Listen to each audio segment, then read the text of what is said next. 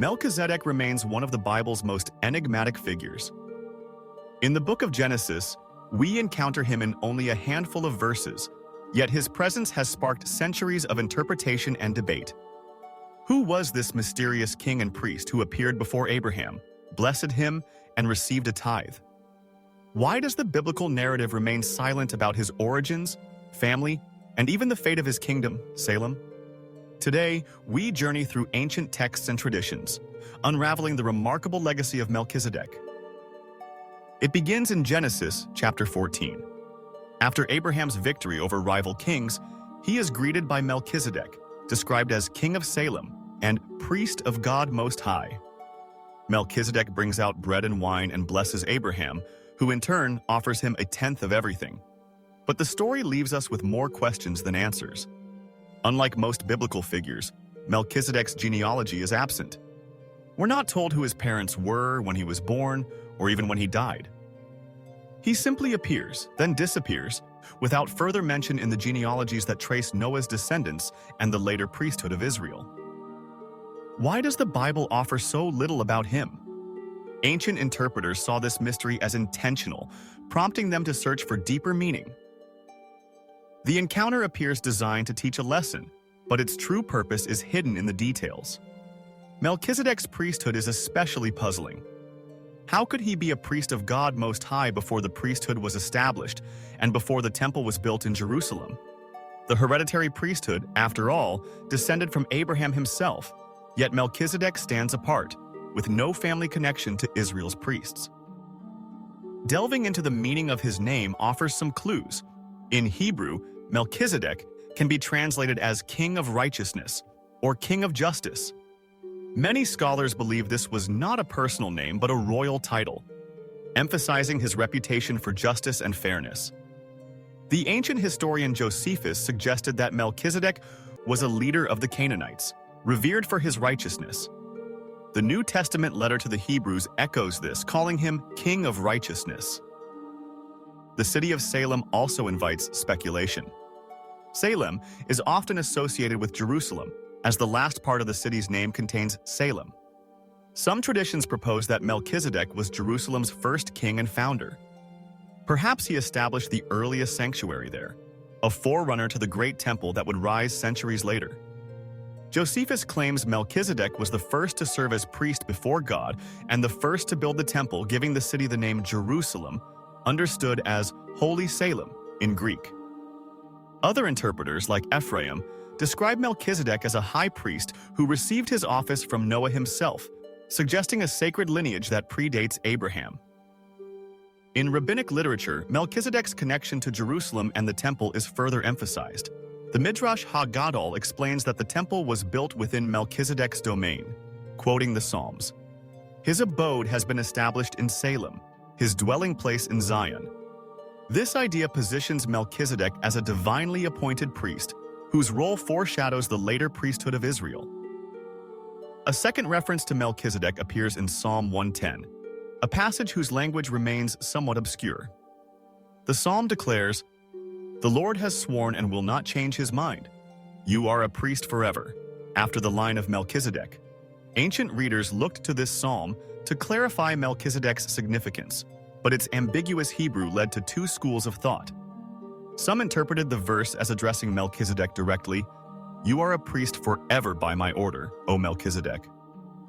This translation suggests that Melchizedek was personally appointed by God as a high priest, no ordinary religious figure, but a forerunner to the exalted office of the high priest in Jerusalem.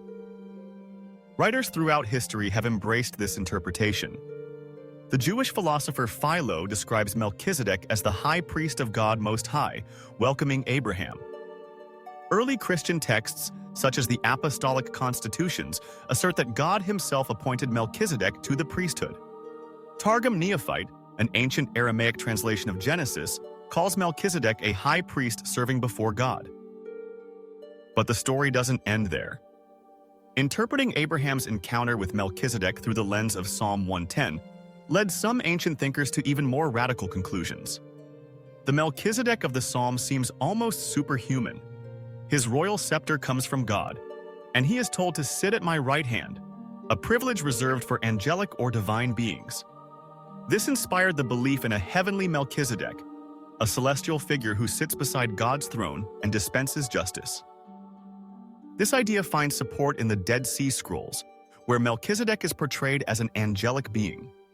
In one scroll, dating from the early 1st or 2nd century BCE, Melchizedek is depicted as the agent of God's vengeance, saving the righteous and punishing the guilty on the great day of reckoning. Here, Melchizedek is not only the king of justice, but the very embodiment of divine judgment. The enigmatic nature of Melchizedek has thus invited layers of interpretation through the centuries. Some see him as a historical king, a righteous ruler of ancient Jerusalem, establishing a legacy of justice and worship. Others understand him as a divinely appointed priest, whose office prefigures the later priesthood of Israel and the coming of the temple.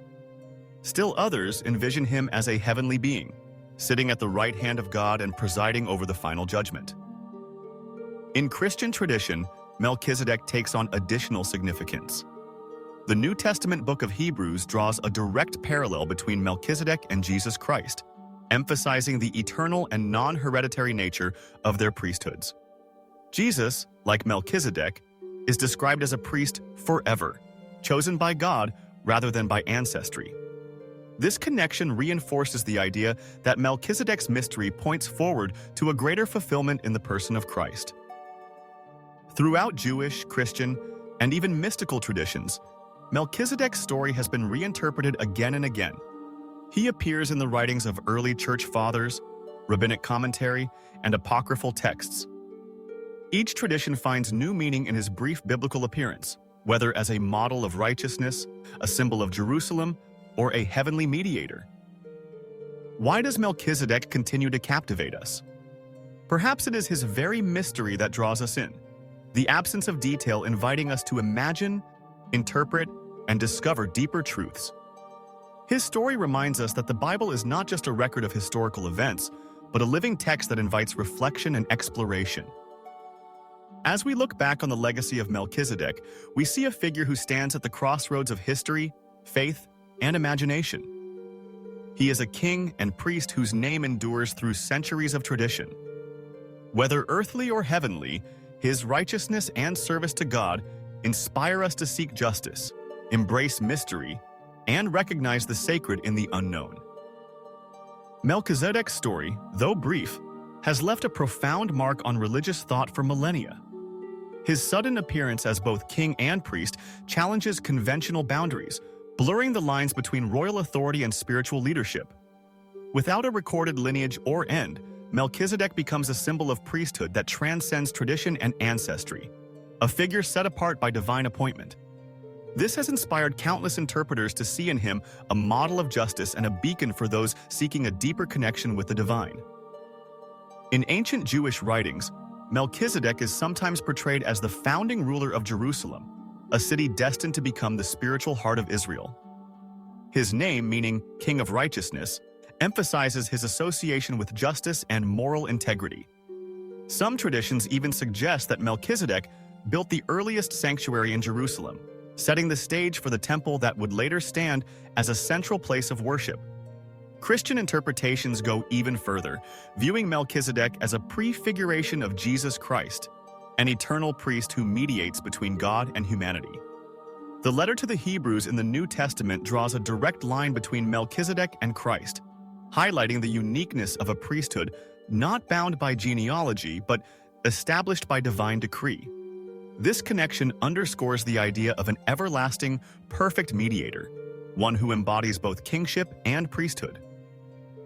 Mystical and apocalyptic literature adds yet another dimension, depicting Melchizedek as a heavenly figure or angelic being.